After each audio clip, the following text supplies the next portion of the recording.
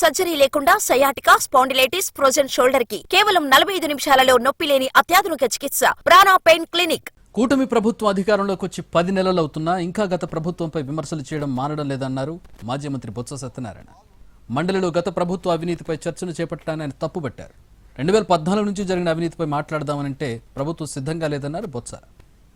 వచ్చి 11 నెలల కాలమైంది. ఈ 11 నెలల కాలంలో ఏదో వాళ్ళు ఊహించుకుని XYZ ABCDని వ్యక్తుల మీద ABCDని అంశాల మీద వారు వచ్చి ఆరోపణలు చేస్తూ విచారణలు చేపట్టడం జరిగింది.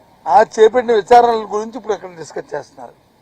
ఇది విచారణ పూర్తి కాకముందే, విచారణ అంశాన్ని పూర్తి చేయకముందే అక్కడ విచారణ చేసి ఇక్కడ వచ్చి డిస్కస్ చేసి చర్చిస్తే ఆ విచారణ మీద ఆ మంత్రులు మాట్లాడిన మాటలు ప్రభుత్వం తాలూకా మాటలు ఎంతవరకు ప్రభావితం చూపెడతాయో మన అందరికి తెలుసు.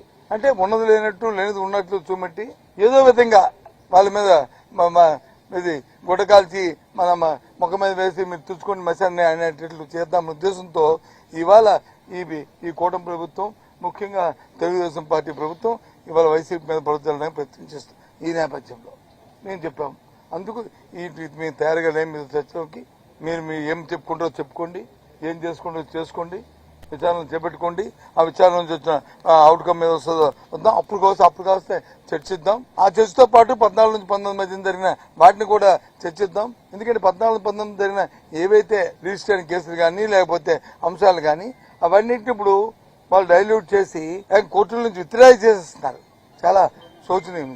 ఇది ఎక్కడ కూడా దేశ చరిత్రలోనూ కాన్స్టిట్యూషన్ ఎప్పుడు కూర్చోదాలే అలాంటి పరిస్థితులు కూడా ఈ మధ్యకాలంలో చేస్తున్నారు. కాబట్టి దీన్ని మేము తీవ్రంగా వ్యతిరేకించి దీన్ని అక్కడ సభ నుంచి వాకౌట్ చేసి